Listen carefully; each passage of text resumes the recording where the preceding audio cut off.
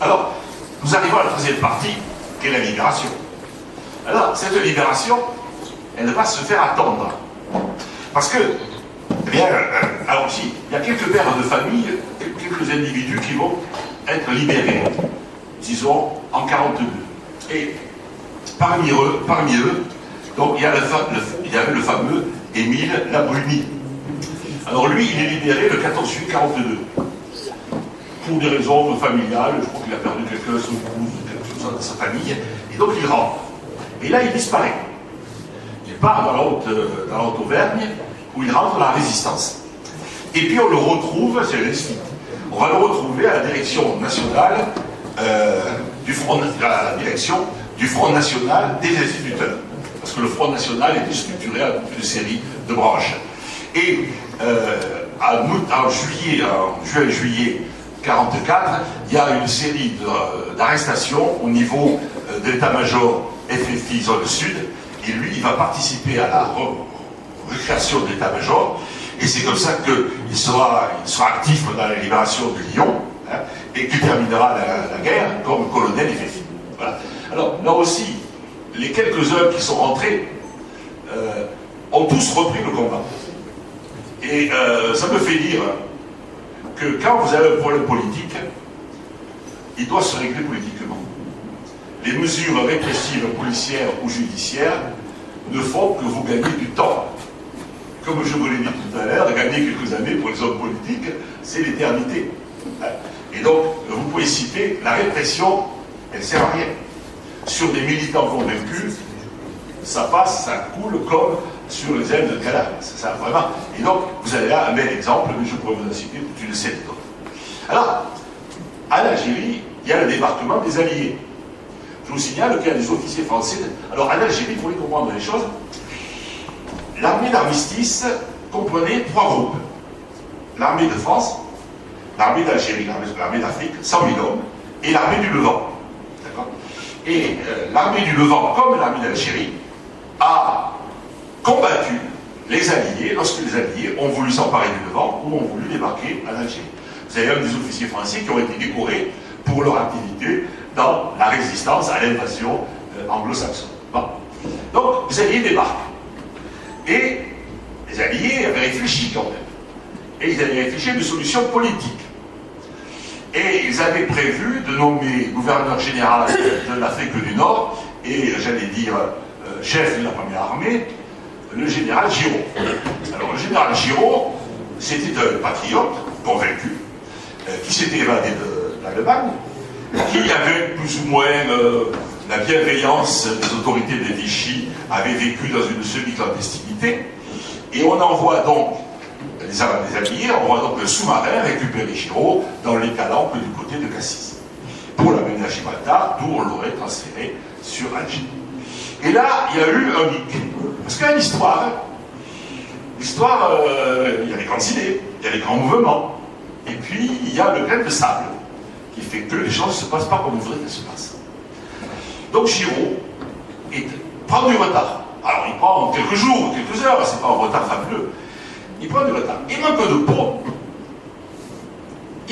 Personne n'avait prévu qu'à Alger, il y aurait l'amiral Darlan. Alors l'amiral Darlan, c'est quand même le second personnage de l'État français. Cet amiral Darlan, il est à Alger, pourquoi?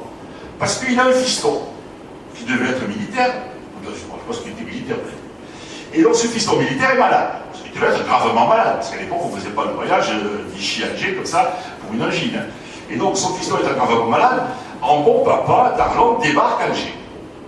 Et quand les Alliés sont là, qu'il y a le vide politique à la direction de l'Afrique du Nord, Darlan est là. Et il dit, mais je suis là. Et alors, les Alliés, il n'y avait rien d'autre sous la mer, mais ils lui disent, vous êtes là, vous êtes là. Et donc Darlan prend le pouvoir. Alors, ça passe pas au niveau des gaullistes. Et donc vous avez un groupe de jeunes gaullistes qui abat Darlan. Je vous signale que les assassins de Darlan vont être jugés et exécutés. Ce n'est pas les circonstances atténuantes, pour les exécuter. Et Giraud arrive enfin au pouvoir. C'est pas Giraud, c'est un patriote, c'est un nationaliste. Mais c'est quelqu'un qui est à fond pour, j'allais dire, pour la Révolution nationale. En gros, si vous voulez, Giraud, c'est Pétain moins la collaboration. Et je ne prendrai qu'un exemple. C'est sur l'attitude par rapport aux Juifs. Vous savez qu'en Algérie, il y avait une communauté juive extrêmement ancienne qui remontait, j'allais dire, à la destruction du temple de Jérusalem. Oui. Et cette communauté juive, elle avait obtenu le droit d'être citoyenne française par le fameux décret Crémieux. Une des premières mesures de Vichy, ça a été de revenir, sur la mesure Crémieux. Donc vous aviez en Algérie des indigènes musulmans et des indigènes juifs. Deuxième chose, Végan, qui est nommé gouverneur général à la fin de l'été 40, prend des mesures antisémites encore plus fortes. C'est-à-dire qu'il fait ce que Pétain n'avait pas fait en France, il interdit aux enfants juifs de fréquenter l'école publique. Vous dire à quel point. Et s'il fait ça, c'est parce qu'il y avait chez un certain nombre de pieds noirs un anti-judaïsme, j'allais dire viscéral, épidermique. Ça, c'est Maurras qui le dit. Sachez que fin du XIXe siècle, il y a eu des pogroms anti-juifs à Alger. Qu'il y a eu Brumont, qui était un antisémite convaincu, qui avait été élu député d'Alger en 1895. Voilà, c'est ça aussi l'Algérie. Aujourd'hui, on passe sous silence cet antisémitisme, j'allais dire, viscéral d'une partie des pays noirs algériens, mais c'est comme ça. Et donc, Giraud se le gêne pas. Il décide que les Juifs ne pourront pas rentrer dans la première armée française. Vous voyez un peu le style. Et on est là. Et ce qui vous explique qu'avec un individu comme ça, les gens qui étaient dans les camps, ils restent dans les camps. Hein? Et il faut attendre le mois de mars pour que les députés communistes soient libérés. Alors pourquoi cette évolution de Giraud? Parce que vous avez De Gaulle qui arrive. Et donc vous commencez à avoir un combat à fleur et boucheté, poli à fleur et boucheté, entre Giraud et De Gaulle pour savoir qui peut avoir le pouvoir. Ce combat se retrouve aussi au niveau de l'armée, entre la première armée d'Afrique et les forces françaises libres. Les forces françaises libres essayant de débaucher des soldats de la première armée française. Donc vous voyez un peu la tension. Et les mesures, l'attitude antisémite de Giraud, elle est très mal vue par la communauté juive américaine et anglaise. Et donc vous avez l'article dans la presse anglo-saxonne, pas appliqué d'un ton. Dans le livre, je montre une caricature où on voit un camp avec des barbelés et il y a quelqu'un qui est un soldat. Et on lui dit pourquoi ils sont là? Mais ce sont des résistants, des communistes. Voilà. Alors, on envoie de New York quelqu'un dire à Giraud, attention, mon grand, pour ton image de marque par rapport à De Gaulle, tu aurais intérêt à lâcher du lest sur les questions anti-juives et libérer les détenus. Et donc, Giraud libère d'abord les députés communistes, puis en mai, ce n'est qu'en mai, donc ça fait 6 mois que les portes vont s'ouvrir. Alors, les portes s'ouvrent, et alors il y a 2 cas de figure. Alors je vais commencer par les étrangers. Les étrangers, on leur propose, alors les étrangers, en particulier les Espagnols, sont très recherchés. Parce que vous avez des armées alliées qui manquent, qui ont combattu. Les troupes anglaises, elles ont combattu depuis la Libye. Donc, il y a eu des pertes. Donc il faut. Et alors, on voit défiler, dans le cadre du Gard d'Ariège, on voit défiler des délégations de recruteurs. Alors, la première délégation qui passe, c'est les soviétiques, les délégations soviétiques qui viennent du Caire et qui récupèrent les 80 soi-disant soviétiques. Alors, je dis que les 80 soviétiques, pourquoi, soi-disant? Parce que je voulais lire une bio. C'est aussi intéressant ça. Alors c'est un dénommé Théodore. Alors lui, il est né en 96 dans l'Empire russe. Bon. Pour des raisons diverses, il émigre en France. Tôt, puisqu'il se marie en 1920. Donc il n'a pas. Donc vous voyez, lui, très vite, il a quitté, il n'a pas participé à la guerre civile. On ne sait pourquoi. Il se marie, il travaille, et il va adhérer au Parti communiste. Ça fait partie aussi des choses bizarres. Donc voilà, la patrie russe, militant communiste. Alors vous imaginez que tout de suite, on l'interne, et le 13 août 1940, il se retrouve vers Dariège. Il part sur Jelfa, et là, il est récupéré par la délégation, et il va terminer la guerre comme capitaine dans l'armée rouge. Bon. Alors maintenant, je viens aux Espagnols. Alors, vous avez les Tchèques. Alors les Tchèques, on les renvoie, les mécanistes tchèques, on les renvoie en Grande-Bretagne, on les envoie en Grande-Bretagne pour qu'ils rejoignent les unités libres tchèques. Les Polonais, c'est pareil. Il vous reste quoi dans les camps? Après, les Espagnols. Alors, que faire des Espagnols? Voilà. Alors, les Espagnols, eh bien, vous avez d'abord une délégation des corps francs, alors, des Anglais débarquent. Je retrouve. Alors, 13 mars 1943, une commission militaire anglaise en visite au camp de Gelfa présente la Royal Pioneer Corps. Et il leur dit, voilà, il dit aux Espagnols, ce corps, il fait surtout des travaux de génie. Et il y a 180 Espagnols qui vont s'engager pour sortir du camp dans cette compagnie militaire anglaise. Donc, les Anglais vont avoir des Espagnols. Mais l'essentiel quand même des Espagnols vont se retrouver dans la deuxième DB. Oui, la deuxième DB. Alors, cette deuxième DB, c'est en gros 15 000 hommes. Cette deuxième DB, elle vient de faire toute une série de combats en Afrique noire, puis, j'allais dire, en Libye. C'est 15 000 hommes. Sur les 15 000 hommes, il y a quand même 3 600 nord-africains. Et vous avez 500 étrangers. Je dis étrangers au sens large du terme. Bon, la grande majorité sont espagnols, mais il n'y a pas que des Espagnols.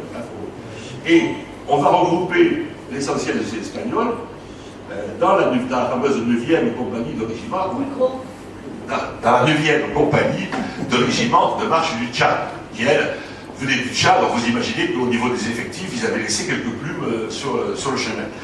Et j'ai dans le livre des photos, mais il y a une photo ou deux, une que je n'ai pas pu mettre parce qu'elle était trop mauvaise qualité. On voyait de l'âtre sur un afrac et devant un gros mortier de 81, enfin un gros mortier. Et ce gros mortier était servi par des Espagnols. Et ce gros mortier est en train de démolir un poste de mitrailleuse qui empêchait l'entrée sur Paris, sur la banlieue parisienne. Voilà. Donc c'est eux qui rentrent, les fameux hommes qui rentrent en tête dans Paris. Tout le monde sait ça, je ne vais pas l'insister. Et puis, dans les Espagnols, vous allez avoir un certain nombre qui ne vont pas s'engager. Antonio, par exemple, il ne va pas s'engager, il va travailler pour vivre. Il y a Max Hoppe qui, lui, va partir au Mexique. Par Casablanca, il va partir au Mexique. Alors, je vous disais qu'ils sortent quand même tous dans un état de santé pas terrible. Vous avez Catena, dont je vous ai parlé, qui a déjà perdu son frère. Lui, il va mourir peu après la libération de Gelfa, il va mourir de fatigue et de faim. Et puis Galendo, qui était un petit mineur, alors il était petit quand même, ce n'est pas si petit mineur, il avait perdu 20 kilos au camp de Gelfa. Et alors il dit ceci, Galendo, parce que c'est intéressant. Sans aucun secours, j'ai dû subvenir à mes besoins. Voilà, on les lâche. Ceux qui ne sont pas engagés, on les lâche dans la nature. Certains ont des problèmes. Galendo, c'est le type même. Galendo était né, c'était un mineur des hautes mines du Canigou. Je ne sais pas si vous voyez le Canigou, très haut en altitude, il y a des mines. Et donc, son père était un Espagnol qui était venu travailler aux mines. Lui, il est né en France. Ça avait été un des meneurs de la grève de 38 contre les victoires d'Aladier. Et donc, Galendo est arrêté. Et la première chose qu'on fait, on le déchoit de la nationalité française. Alors, comme il était avec des Français à Bossuet, on l'envoie à Gelfa. Bon. Donc, il se retrouve à Gelfa, et j'ai travaillé à la construction d'abris souterrains antiaériens. Quelle leçon, quelle expérience des rapprochements entre Français d'origine et travailleurs arabes. Alors, je terminerai là-dessus, parce que, ah oui, il y a quelqu'un aussi dont je vous parle. C'est le fameux Antonio Ortiz Ramirez. Parce que c'est le type même du républicain espagnol qui va s'engager.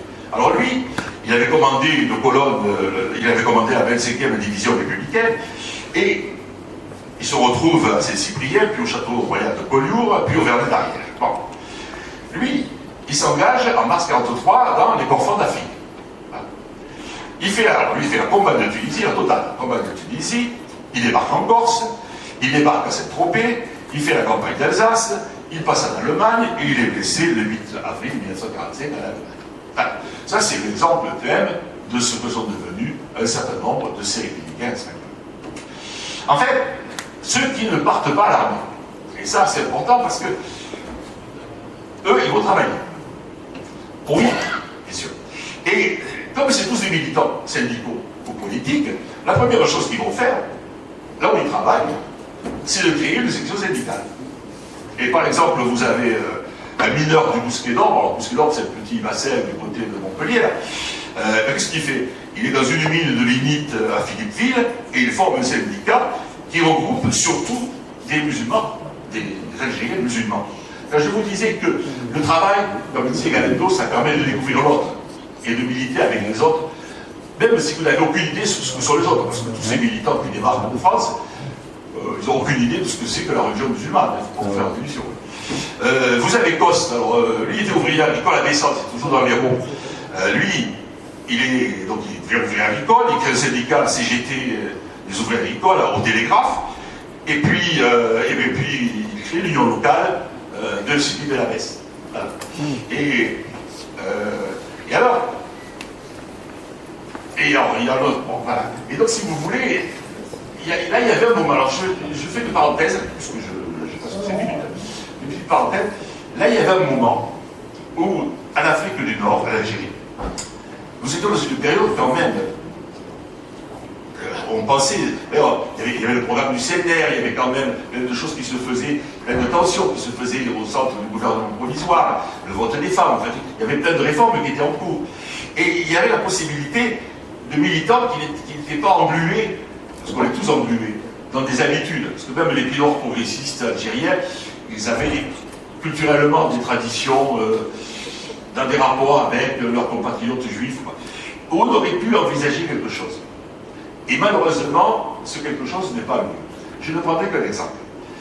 C'est Henri Martel, qui était donc un député du Douaisis, mineur, le secrétaire national de la fédération de CGT, et donc il est libéré. Et donc, comme il est mineur, il va s'occuper en particulier de l'organisation des syndicats dans les mines, diverses mines d'Algérie et du Maroc. Et là, il s'aperçoit qu'il n'y a pas de délégué mineur à la sécurité. Alors, les délégués mineurs à la sécurité, c'est un poste qui a été créé fin du XIXe siècle, suite à une lutte sociale, c'est pas écrit comme ça. Parce que c'était quelqu'un qui était élu par les mineurs pour s'assurer de la sécurité au fond de la mine. Et donc, il faisait un rapport.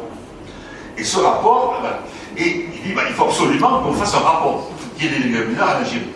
Donc, il rentre en France, il va voir De Gaulle, le président du Conseil, il va voir Maurice Thorez, qui avait été mineur juste à côté de chez lui, vous connaissez bien.